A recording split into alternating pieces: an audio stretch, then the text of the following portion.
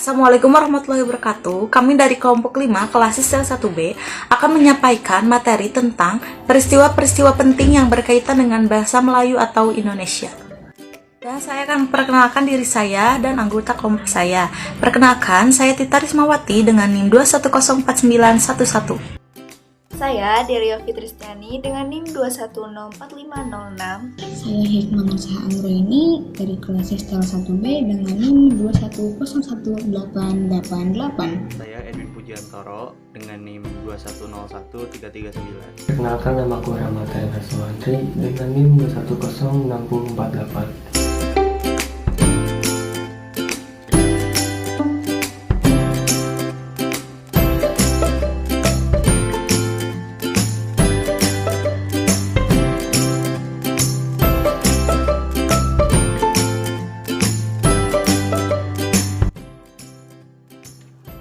Baik, langsung saja ke materinya, yaitu peristiwa-peristiwa penting yang berkaitan dengan bahasa Melayu atau bahasa Indonesia.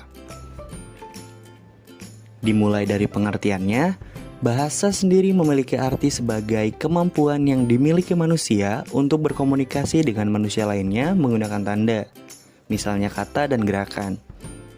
Fungsi bahasa sendiri adalah sebagai alat komunikasi antar anggota masyarakat, serta sistem lambang bunyi. Lalu masuk ke sejarah bahasa Indonesia. Bahasa Indonesia sendiri lahir pada tanggal 28 Oktober 1928. Unsur yang ketiga dari Sumpah Pemuda merupakan pernyataan tekad bahwa bahasa Indonesia merupakan bahasa persatuan bangsa Indonesia. Beberapa alasan bahasa Melayu menjadi dasar bahasa Indonesia. Yang pertama adalah lingua franca.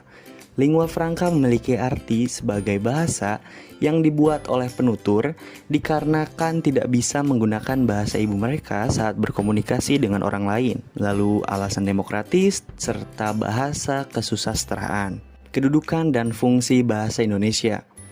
Kedudukan bahasa Indonesia memiliki dua artian. Yang pertama adalah bahasa Indonesia sebagai bahasa nasional dan bahasa Indonesia sebagai bahasa negara. Fungsi bahasa Indonesia sendiri diantaranya adalah yang pertama, lambang kebanggaan nasional. Yang kedua, lambang jati diri nasional. Yang ketiga, alat pemersatu. Dan yang keempat, alat perhubungan antar daerah dan antar budaya. Awal mula bahasa Indonesia.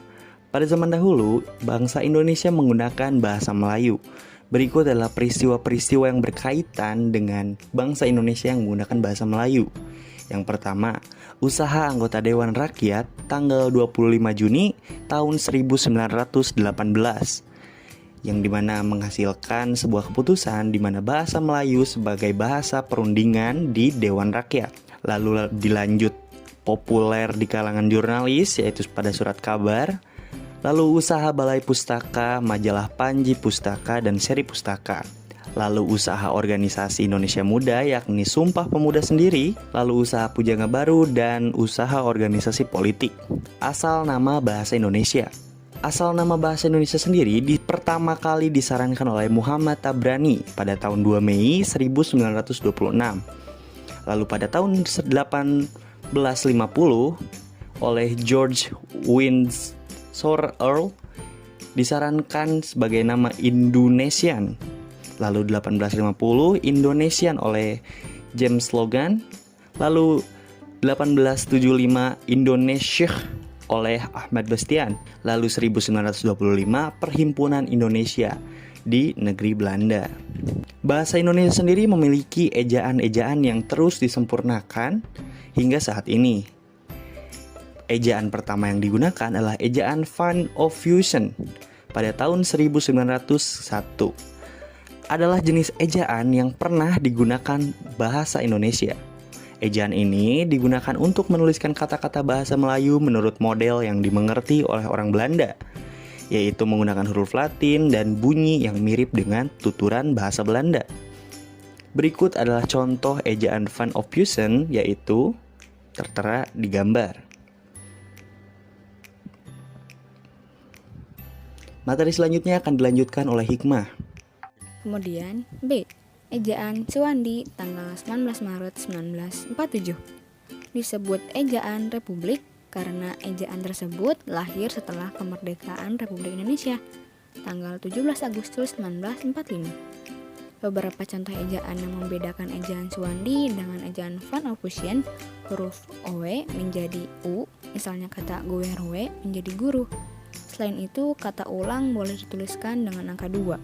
Misalnya ubur-ubur menjadi ubur 2, bermain-main menjadi bermain 2, dan kebarat-baratan menjadi kebarat 2-an.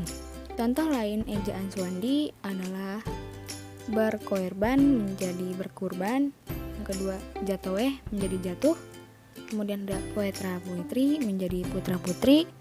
Yang keempat ada Soekarno menjadi Soekarno. Kemudian ada Indonesia menjadi Indonesia. Ada gueroe menjadi guru. Kemudian C. EYD tanggal 16 Agustus 1972. Pada tanggal 26 Desember 1960, Pak Suwandi meninggal dunia. 8 tahun setelah itu, ejaan Suwandi pun berganti menjadi ejaan yang disempurnakan atau EYD hingga sekarang.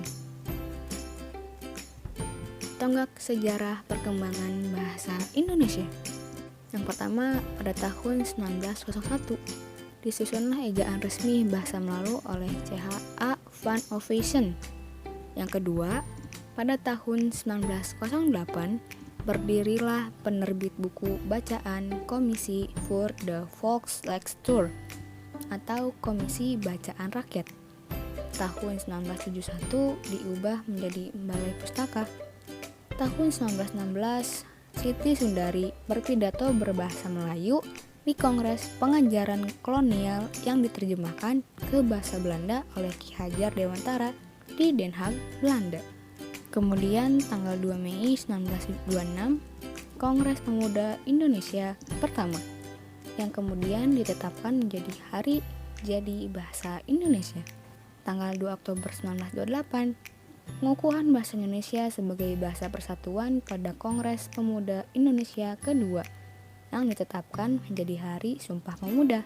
Lalu pada tahun 1933, berdiri Angkatan Sastrawan Muda yaitu Pujangga Baru oleh Sultan Takdir Ali Syahbana.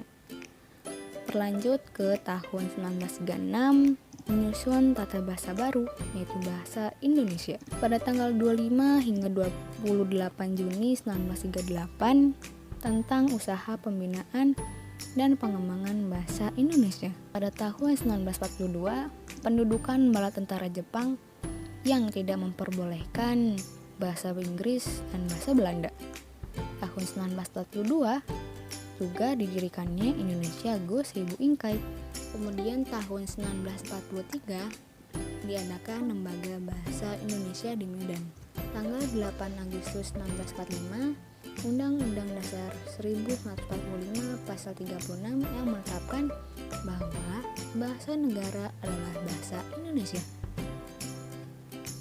Kemudian tanggal 9 Maret 1947, ejaan Republik yaitu ejaan Suwandi yang telah saya jabarkan tadi. Kemudian ada di tanggal 16 Agustus 1972, Presiden Soeharto meresmikan penggunaan EYD. Pada tanggal 31 Agustus 1972, Mendikbud menetapkan pedoman umum ejaan bahasa Indonesia yang disempurnakan dan pedoman pembentukan istilah. Tanggal 30 November 2015 ditetapkan Permendikbud nomor 15 tahun 2015 tentang pedoman umum ejaan bahasa Indonesia. Lalu Kongres Bahasa. Apa itu Kongres Bahasa? Kongres Bahasa Indonesia adalah pertemuan rutin 5 tahunan yang diadakan oleh pemerintah dan praktisi bahasa dan sastra Indonesia untuk membahas bahasa Indonesia dan perkembangannya. Kongres Bahasa Indonesia pertama 25-28 Juni 1938 dilaksanakan di kota Solo, Jawa Tengah, menghasilkan beberapa kesepakatan dan kesepahaman, yakni urgensi dari usaha pembinaan dan pengembangan bahasa Indonesia telah dilakukan secara sadar oleh para cendekiawan dan budayawan Indonesia pada waktu itu. Akhirnya, pada 18 Agustus 1945, disahkannya Undang-Undang Dasar 1945 pada pasal 36 menetapkan bahasa Indonesia sebagai bahasa negara. Diresmikannya penggunaan ejaan Republik sebagai pengganti ejaan Van Ophusen yang berlaku sebelumnya. Peresmian ini terjadi pada tanggal 19 Maret 1947. Lalu Kongres Bahasa Indonesia kedua dilaksanakan di Kota Medan, Sumatera Utara pada tanggal 28 Oktober sampai 1 November 1954. Kongres Bahasa Indonesia ini merupakan sebuah tindakan rasionalisasi dari keinginan yang kuat dan keras dari bangsa Indonesia untuk selalu menyempurnakan bahasa Indonesia yang dijadikan bahasa nasional. Pemerintah pada 16 Agustus 1972 meresmikan penggunaan ejaan yang disempurnakan atau EYD yang diperkuat dengan adanya keputusan Presiden nomor 57 tahun 1972. Menteri Pendidikan dan Kebudayaan pada 31 Agustus 1972 menetapkan Pedoman Umum Bahasa Ejaan Bahasa Indonesia yang disempurnakan dan Pedoman Umum Pembentukan Istilah Resmi berlaku di seluruh wilayah Indonesia atau wawasan Nusantara. Lalu Kongres Bahasa Indonesia ketiga yang dilaksanakan di Jakarta pada tanggal 28 Oktober sampai 2 November 1978. Hasil yang didapat dari kongres ini yaitu memperlihatkan kemajuan, pertumbuhan, dan perkembangan bahasa Indonesia sejak tahun 1928 dan selalu berusaha dengan optimal untuk menetapkan kedudukan dan fungsi bahasa Indonesia. Kemudian ada Kongres Bahasa Indonesia keempat yang diselenggarakan pada tanggal 21 sampai 26 November 1983. Dilaksanakan di Jakarta, menghasilkan kesepakatan bahwa pembinaan dan pengembangan bahasa Indonesia harus lebih ditingkatkan sehingga amanat yang tercantum di dalam GBHN yang mewajibkan kepada seluruh warga negara Indonesia untuk menggunakan bahasa Indonesia yang baik dan benar tercapai seoptimal mungkin. Kongres Bahasa Indonesia kelima tanggal 28 Oktober sampai 3 November 1988 dilaksanakan di Jakarta. Kongres ini melahirkan karya monumental yaitu sebuah kamus besar bahasa Indonesia dan tata bahasa baku bahasa Indonesia. Kongres Bahasa Indonesia ke-6 tanggal 28 Oktober sampai 2 November 1993 dilaksanakan di Jakarta. Hasil dari Kongres Bahasa Indonesia ke-6 yaitu pengusulan Pusat Pembinaan dan Pengembangan Bahasa Indonesia ditingkatkan statusnya menjadi Lembaga Bahasa Indonesia di samping mengusulkan disusunnya Undang-Undang Bahasa Indonesia. Selanjutnya, Kongres Bahasa Indonesia ke-7. Kongres Bahasa Indonesia ke-7 dilaksanakan pada tanggal 26 sampai dengan 30 Oktober tahun 1998 di Jakarta. Hasil dari Kongres Bahasa Indonesia ke-7 yaitu mengusulkan dibentuknya Badan Pertimbangan Bahasa Indonesia. Lalu Kongres Bahasa Indonesia ke-8 diselenggarakan pada tanggal 14 sampai dengan 17 Oktober tahun 2003 di Jakarta. Pada Kongres Bahasa Indonesia ke-8 ini menghasilkan kesepakatan pengusulan bulan Oktober dijadikan sebagai bulan bahasa. Agenda pada bulan bahasa adalah berlangsungnya seminar bahasa Indonesia di berbagai lembaga yang memperhatikan bahasa Indonesia. Lalu Kongres Bahasa Indonesia ke-9 dilaksanakan pada tanggal 28 Oktober sampai dengan 1 November tahun 2008 di Jakarta. Kongres Bahasa ke-9 ini membahas 5 hal utama, yakni bahasa Indonesia, bahasa daerah, penggunaan bahasa asing, pengajaran bahasa dan sastra, serta bahasa media massa. Kongres Bahasa ini berskala internasional yang menghadirkan pembicara-pembicara dari dalam dan luar negeri. Kemudian yang terakhir, ada Kongres Bahasa Indonesia ke-10. Kongres Bahasa Indonesia ke-10 dilaksanakan pada tanggal 28 Oktober sampai dengan 31 Oktober tahun 2013 di Jakarta. Hasil dari Kongres Bahasa Indonesia ke-10 yaitu Menteri Pendidikan dan Kebudayaan atau Mendikbud merekomendasikan hal-hal yang perlu dilakukan pemerintah terhadap bahasa Indonesia.